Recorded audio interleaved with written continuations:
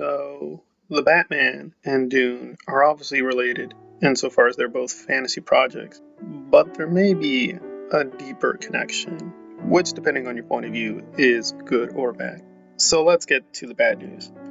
Apparently, Dune will be delayed by several months. It's not a major change, but instead of the summer, they're going to be pushed back to the fall. Again, no reason to panic.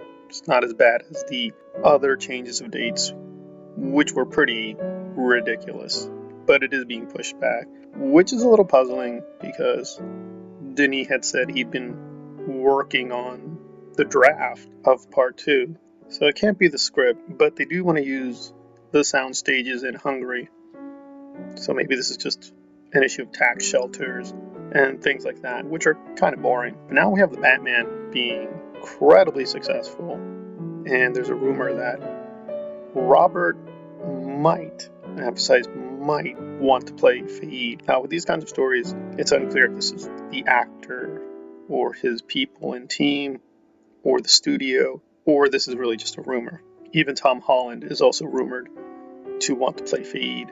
I mean, it makes sense in a certain way that now that they have both this big box office success, they want a kind of prestige project to balance what they have, because even though this is going to be a big project, the actors are probably going to have to be paid modestly to fit the budget.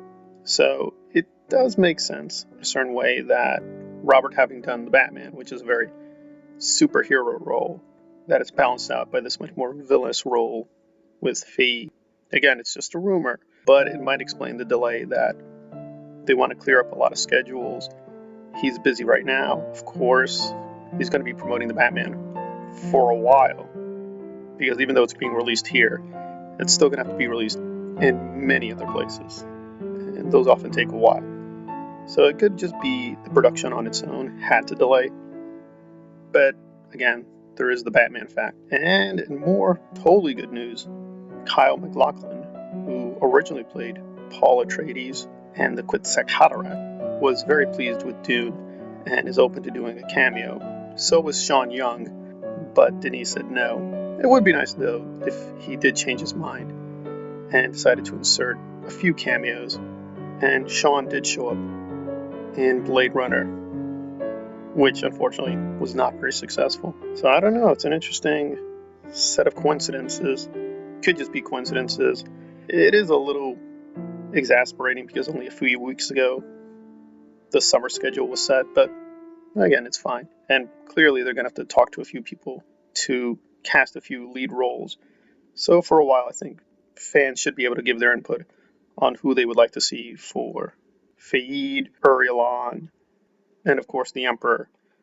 Not to mention a lot of minor roles, because he has promised in part 2 to go more in depth. So a lot of minor characters who are usually skipped over will hopefully receive a little bit more attention this time around. And there we are with the latest on news concerning Dune Part 2. Thank you for listening.